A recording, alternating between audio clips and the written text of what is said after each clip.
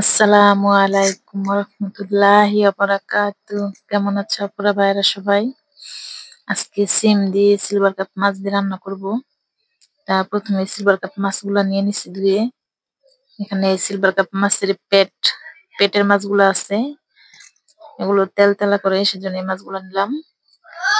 দিয়ে দিব অল্প একটু আদা রসুন বাটা, পরিমাণ মতো লবণ। এবার একে একে মশলা দিব।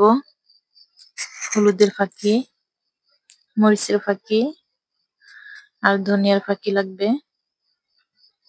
জাল যার যার পছন্দ মতো দিয়ে দিবা।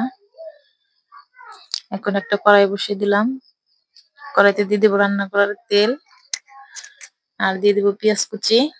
পেঁয়াজটা ভেজে নিচ্ছি আপুরা। এবার এই মশলা দেওয়া মাছগুলো ঢেলে দিব। এখন ভালো করে একটু লাড়াচাড়া দিয়ে দেখো মশলাটা মিশিয়ে নিব। এরপর যা লাগবে পানি, অল্প একটু পানি দিব মাছটা কষানোর জন্য। দেখো আপুরা পানি দিয়ে দিলাম। এখন ঢেকে মাছটা কষিয়ে নিব। 5 মিনিট পরে মাছগুলো আমি উঠিয়ে নিব একটা বাটিতে আলাদা করে।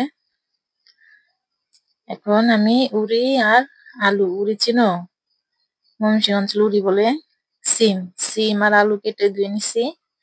এখন এগুলো ঢেলে দিব। এগুলো ভালো করে কষিয়ে নিতে হবে আমার। ভালো করে কষিয়ে নিব এটা।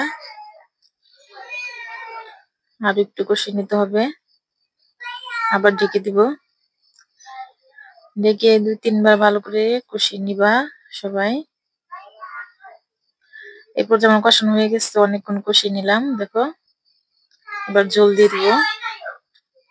তারপরে ঝোলটা দিয়ে দিলাম।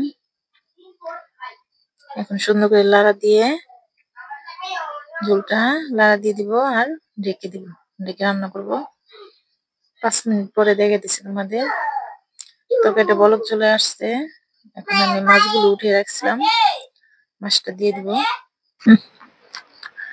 এই যে পুরা মাছগুলো দিয়ে দিলাম।